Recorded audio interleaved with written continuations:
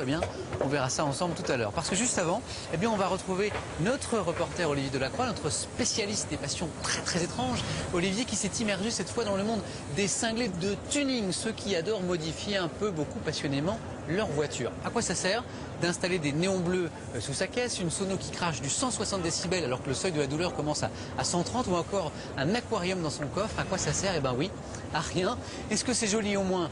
Ça, c'est vous qui voyez. En tout cas, pas de débat sur un truc, ça marche. Vous pensiez peut-être que le phénomène était marginal, que les membres de cette société pas vraiment secrète ni discrète se réunissaient dans les cabines téléphoniques. Eh bien, vous vous mettez la clé de 12 dans l'œil et bien profond. La preuve, rien qu'en France, un marché estimé à 150 millions d'euros, 400 clubs, 200 000 adeptes. Des adeptes que vous allez rencontrer là tout de suite dans ce doc d'Olivier Delacroix, à fond la caisse, passion tuning. Très bonne soirée sur France 4.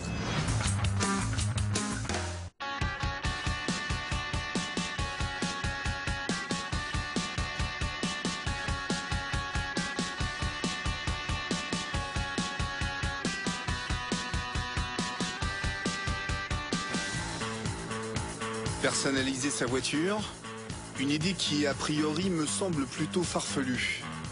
Pourtant, ils sont de plus en plus nombreux à pratiquer ce que l'on appelle le tuning, un phénomène de mode en plein essor qui prend ses origines dans les années 60 aux États-Unis. À l'époque, ce sont de vieilles Ford des années 30, trouvées dans des garages, que l'on ressort. En y installant un moteur neuf, on leur offre une deuxième jeunesse. Des améliorations techniques qui entraînent ensuite des modifications esthétiques. Aujourd'hui en France, ils sont près de 50 000 à modifier leur voiture. Et j'ai voulu aller voir de plus près les membres de cette tribu. Alors qui sont-ils? Quelle est la vraie définition du tuning? Au prix de quels sacrifices ces adeptes fous sont-ils prêts à exercer leur passion? Et combien cela leur coûte-t-il? Au cours de ce voyage, j'ai rencontré des personnalités différentes mais unies par une seule et unique passion, l'automobile. J'ai d'abord croisé le chemin de Raphaël, qui n'avait qu'une idée en tête, battre le record de France de SPL à grands coups de sub. Énorme boomer produisant des basses à tout péter. Je trouve que c'est une passion qui coûte très cher et qui sert strictement à rien. Puis après du côté d'Alès, Gilles, en tête du championnat Spécial Pau. J'ai eu le privilège de faire la connaissance du premier club de tuning de filles, véritable résistante à la misogynie ambiante. C'est que dans un club de macho, la pauvre elle est morte. À leur tête, Jenny la mécano et Mimi l'infirmière.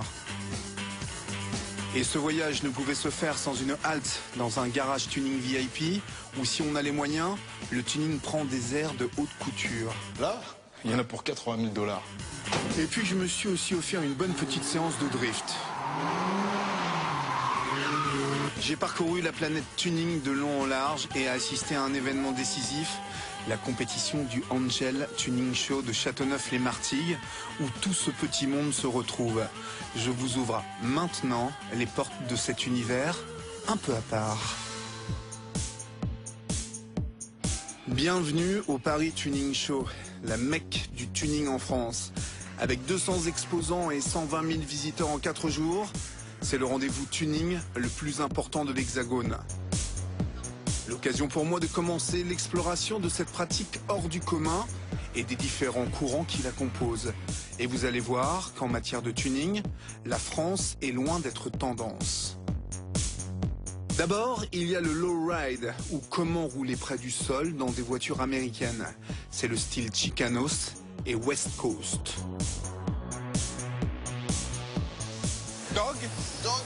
Dog et man. Je monte. C'est comme ça. So. Ça c'est une Impala 61. Ouais. Alors les collectionneurs nous aiment pas trop parce que on reste pas forcément dans de la pièce d'origine. D'accord, vous modifiez beaucoup. On modifie beaucoup. Pour les suspensions, on modifie même énormément puisqu'il faut tout percer, tout souder, réadapter. Par contre, c'est vrai que le résultat à côté est vraiment, on va dire, pour un collectionneur, on arrive à un degré de finition comme si on la faisait à neuf, mais à notre sauce. Leur sauce à eux, c'est rouler au plus près du sol. Et ça s'accompagne forcément d'une vraie philosophie. Rider, c'est un art de vivre. C'est une façon d'être, c'est une façon de se poser. Et Dog, il montre la ride, parce que c'est... Comme tu dis, on pose des voitures, on pose des bikes, mais à un moment donné, il faut faut aller de l'avant avec le concept. Montrer que c'est positif, qu'il y a un amour, il y a une passion. Et nous, on est là pour ça, quoi. On n'a pas des... C'est un amour du beau, de la belle bagnole. C'est un amour de la belle bagnole. En tout cas, je dois dire une chose, c'est qu'on est extrêmement bien dans ce type de voiture. C'est génial.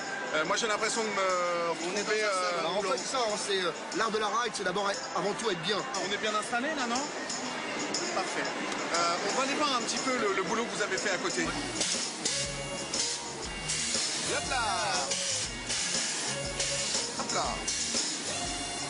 Hop là! Bon bah merci les garçons. C'est avant tout un art de vivre. Un art de vivre. La ride, avant tout, elle est là-haut. Après, elle est dans les caisses et dans les bacs. Mais avant tout, c'est là-haut la ride. Plus tu rides, plus t'es bon. Oh ça mon gars. Le VIP, avec comme représentant M. Pokora, qui ce jour-là découvre le nouveau look de sa berline allemande. Moi je l'ai pas vu pendant 2 mois ma voiture, je l'ai découvert sur le salon et voilà, je la reconnais pas. Moi j'ai l'impression de découvrir une nouvelle voiture, que ce soit au niveau des jantes, au niveau des vitres teintées, au niveau de l'intérieur, la sellerie, les DVD. Quel type d'option t'as rajouté, Pat? L'option déjà c'est qu'on a déjà changé les 2 sièges avant, on a mis 2 sièges baquets pour avoir plus de confort. Écran DVD à l'avant, écran DVD à l'arrière. Et dans le coffre on a mis 4 amplis avec un subwoofer, il y en a pour 800 watts RMS. Je suis quelqu'un d'assez discret dans la vie de tous les jours, donc voilà, je voulais quelque chose de classe de l'extérieur et à l'intérieur par contre me sentir dans mon salon avec les DVD et tout ce qui s'ensuit, les écrans, tout ça. Tu vas pouvoir être bien chaud avant de monter sur scène là. Ouais, là, et puis surtout en sortant du studio, ce qui est bien c'est que voilà, je vais pouvoir un peu tester mes morceaux à la sortie du studio directement dans ma caisse. Ça te remet le son exactement. Voilà, exactement. Très bien. Un petit joujou qui avoisinerait tout de même les 100 000 €. Et il y a aussi le custom, où il ne s'agit plus seulement d'exposer son compte en banque, mais surtout de révéler sa propre personnalité. À travers sa voiture, bien sûr. Sébastien, un Suisse passionné par la culture tribale, est venu exposer son petit bijou. C'est à vous la voiture? Oui. Pas mal. Bonjour. Olivier. Sébastien. Sébastien. Quelle origine cette voiture? Ça c'est une Honda Accord. Ouais. Une Honda Accord. Qui ne ressemble plus tout à fait à une Honda Accord. C'est le but, ouais. C'est le but. Ouais. C'est comme un rituel cette voiture, un peu de messe noire, vaudou, etc. Je me suis un peu inspiré de ce qui se fait en Afrique et en Amérique du Sud. Où là en fait, je vois t'as mis des petits pics. Voilà, ça c'est... Ça c'est quoi ça? Pas qu'on s'approche trop près. Pas trop s'approcher, c'est ça, faut pas toucher. Qu'est-ce que tu as mis dans le coffre? Parce que est-ce que tu as... J'ai pas mis mes bagages en tout cas. T'as pas mis tes bagages parce qu'il n'y a plus trop de place. Voilà. Qu'est-ce que c'est que tout ce matos? C'est vraiment de nouveau plus de l'artistique que des écrans vidéo, etc. T'as combien d'heures de boulot sur cette voiture? Il y a 3 ans de boulot. 3 ans de boulot? Ouais, c'est pas en heures que ça se compte là, vraiment. Donc les portes d'origine ne s'ouvrent pas à l'envers sur ce véhicule. Hein. Donc oui, alors pour la fermer et l'ouvrir, on a fait sur un système électro-hydraulique. D'accord. Donc tout l'intérieur, on est dans de l'imitation aussi. Voilà, c'est de l'agneau. C'est de l'agneau. Gaufré. Voilà. Okay. Le volant des États-Unis. Bien sûr, ouais. Okay. Tout ce qui est chrome États-Unis aussi. Voilà. Connotation un peu custom. D'accord. Ouais. C'est vrai que l'image du tuning ou de la customisation a une image toujours un petit peu très péjorative. Ouais, mais bon, chez vous en tout cas, excusez-moi, vous faites beaucoup pour en fait. D'accord. Dans l'attitude et puis dans la façon de préparer les voitures, je trouve. C'est-à-dire en fait? On appelle ça comment? Le Jackie tuning. Le Jackie tuning. Ah oui. Je crois. Tu trouves qu'en France on est un peu plus dans le Jackie et le Raymond que... Voilà. D'accord. Exactement. Le Jackie. Sébastien veut certainement parler de ces voitures qui composent la majorité du parc tuning français, avec des modèles et des accessoires plutôt surprenants. Mais le tuning, c'est aussi de la musique. Enfin, si on peut parler de musique.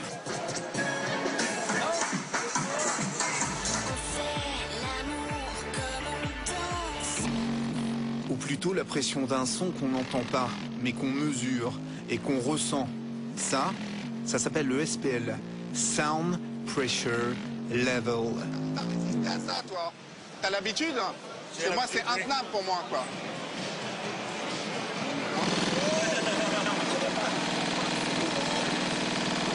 Voilà, on peut s'imaginer ce que ça peut être à l'intérieur de la voiture. Encore un petit coup. Parce qu'ils sont pas tout à fait secs, mes cheveux.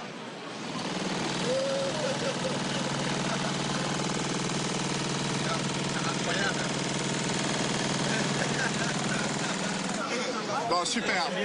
Ah, ouais, c'est très bien fait, merci beaucoup. Et en France, il y a un champion qui détient le record des décibels. Il s'appelle Raphaël et il se prépare justement à remettre son titre en jeu. Aujourd'hui, à Villefranche-sur-Saône, c'est la dernière réunion avant la compétition. Autour de lui et de son barbecue, tous ses amis adeptes du SPL. Messieurs, dames, bonjour. Bonjour. Comment ça va? Bah, ça va. Raphaël, je te sers la main, Raphaël. Président, coprésident. Ça va? Ça va. Bon, bravo. Alors, est-ce que, Raphaël, tu peux nous expliquer aujourd'hui, on est à une semaine de la préparation d'une compétition un peu spéciale. SPL, concours officiel. Ouais. Qui va se dérouler à Châteauneuf-les-Martigues à Marseille. D'accord, ok. Donc ça consiste en quoi un show SPL? D'abord, c'est quoi le SPL? Alors le SPL, c'est de la pression acoustique à l'intérieur d'un véhicule. Le but du jeu, c'est de faire la plus grosse pression dans le véhicule grâce à des enceintes et des amplis et tout ce qui va avec. Travail sur le caisson, batterie, câblage. Voilà. Alors c'est quoi le but de cette passion? Elle t'est venue comment, toi? Elle m'est venue comment? Bah à l'origine c'est parti du tuning, j'avais une 306 remontée tuning que ma femme adorait et en fin de compte du tuning j'ai mis des enceintes dans le coffre pour faire un peu comme tout le monde, faire beaucoup de bruit, sur de la musique et tout. Et moi bah, en fait j'ai totalement planté l'esthétique pour faire le SPL à fond. Que du son. Le son à fond. On le verra, c'est plus compatible avec des petites voitures. Hein. Des petits volumes, des voitures qui ont des petits volumes avec des vitres très très droites et faciles à travailler quoi. Voilà. Beaucoup de gens se demandent quel est l'intérêt de produire dans une voiture un maximum de son. Moi je leur réponds quel est l'intérêt de faire du cheval à part se casser le dos. Voilà, chacun a une passion, une passion, c'est une passion comme une autre. C'est vrai que c'est débile, ça coûte très très cher. Ouais. Mais l'avantage que moi j'aime dans le SPL, c'est qu'on voyage beaucoup. Cap d'Agde, Marseille, Sinsheim en Allemagne, et j'en passe. Tout ça pour des concours? Pour des concours, et ça me permet de connaître du monde, de voyager, connaître des nouveaux lieux. Et tu es marié? Non, pas marié, heureusement pour moi. Non, je déconne. Ouais. Non, pas marié. J'ai 2 enfants. Justement, ta femme, elle en pense quoi de pas partir en Espagne un mois? Elle n'aime pas le SPL, mais elle me suit. Je vais pas dire par amour, elle m'aime pas, mais non, elle me suit parce que voilà, histoire de bouger avec moi pour pas rester enfermé quoi. Voilà. Tiens, venez Lulu. Allez. Venez Lulu un petit peu. Voilà, par exemple mon installation personnelle. Donc c'est madame qui est Lucie, qui est pas fan du SPL. Non, pas du tout. Ouais, pourquoi? Parce que je trouve que c'est une passion qui coûte très cher et qui sert strictement à rien. Pour obtenir un max de décibels en évitant de casser les vitres de la voiture, on engoudronne les parois pour l'insonorisation et la bonne répartition du son. Qu'est-ce qui se passe là les gars? Qu'est-ce que vous faites? Là on est en train d'insonoriser. Ça sent le goudron à fond. Ouais.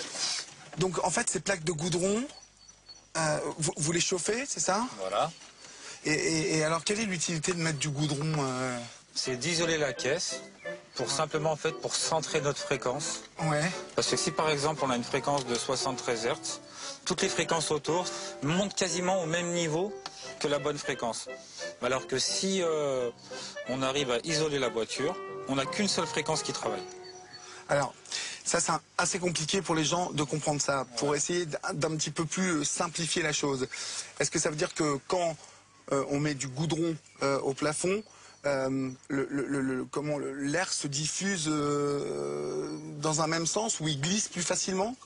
Voilà, il glisse plus facilement, et le plus gros avantage qu'on ait, c'est tout simplement que la pression en fait reste à l'intérieur de la voiture. D'accord, ok. Voilà.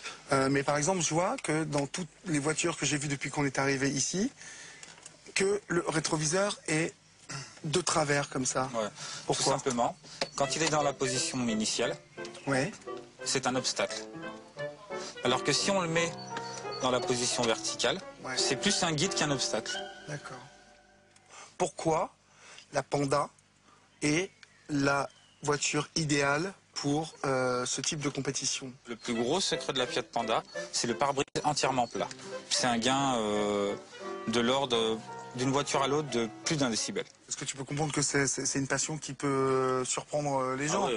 D'envoyer même sur moi, 3 ça me secondes. surprend, hein. Même toi, ça te surprend d'être passionné par ça? Et quand tu y penses, justement? Et quand j'y pense, je me dis qu'on est un peu quand même bizarre. Raphaël, lui, effectue les derniers réglages sur le caisson qui contient les haut-parleurs. Ça se finit là, Raphaël? Ah, il n'y a plus que 3 vis. Plus que 3 vis et c'est prêt là. Et après, réglage d'ampli.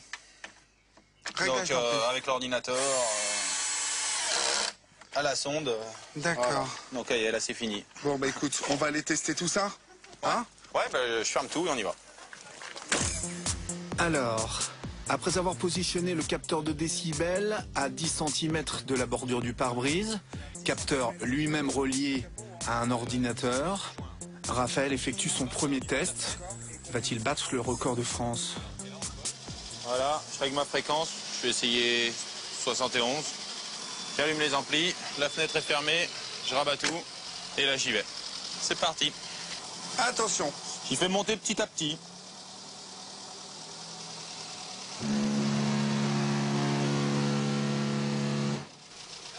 « 156,5, donc bon bah là ça monte petit à petit. Hein. 156,5, c'est pas terrible pour l'instant? Ou c'est bon? Pour l'instant c'est encore la meilleure performance française de l'année parce que personne, il n'y a pas beaucoup de monde qui sont sortis et le peu qui sont sortis ils n'y ont pas fait. Avec ce score j'aurais fini 2e à la finale l'année dernière. D'accord. Alors voilà, le SPL c'est ça. Des heures de travail pour 3 secondes de bonheur acoustique. Pour Raphaël, la compétition qui approche s'annonce plutôt bien. Mais du côté de Jean-Philippe, les choses se gâtent dès le premier test. Alors qu'il lance la première mesure, son haut-parleur le lâche. Qu'est-ce qui s'est passé? Eh ben, très bonne question. On a eu un retour et le sub a lâché. Ça marche pas? Non, apparemment le sub a cassé. Hein? Le sub a cassé. Le sub a cassé? Pèse lourd ça, hein? Ouais, 32 kilos. 32 kilos? Ouais. Attends, mais c'est la membrane, elle s'est décollée. Du speeder. Oh! Putain, il a été mal Quoi? Viens voir, Phil. Viens voir. Regarde là. Regarde.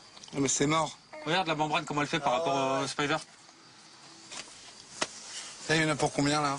Là, 500 € pour le refaire. 500 € pour le refaire? Ouais. Ça, le prix de Fiat Panda. Bah, les tests, ils ont été vite vus. Hein. 500 € pour 3 secondes ouais. à 147 ouais. décibels. Ouais. Ouais, c'est une passion qui coûte cher là. Hein. Pour le coup, on en a la preuve. Là, ouais. Et tu vas être prêt pour la compète? Je pense pas. Parce que j'ai pas d'autre haut-parleur en 30 cm. Et là, on est mal. Pour Jean-Philippe, la compétition s'arrête ici. 500 € envolés en une demi-seconde sans que l'on ne sache vraiment pourquoi. T'étais pas trop déçu? Un peu. Mais bon, malheureusement, c'est le jeu. Bon, bah écoute, merci en tout cas pour toutes tes explications précieuses. Salut. Salut.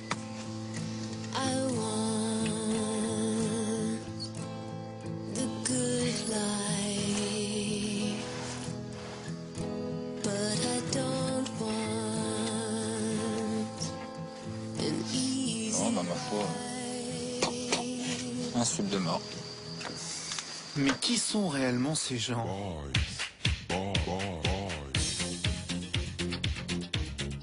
Le tuning est une pratique essentiellement masculine. Et j'ai voulu aller voir de plus près ce qu'on fait dans un club de tuning. C'est à Alès, près de Nîmes, que tous les vendredis soirs, devant un garage, les membres du Delirium se retrouvent. L'occasion pour moi d'approcher de plus près ces passionnés. Salut Ludo. Pardon, excusez-moi, je vous dérange en plein boulot. Pardon. Hein, ça va? Très bien. Va. Salut, c'est Mickaël, hein, oui, c'est ça? Ouais. Je dis bonjour à tout le monde. C'est la grande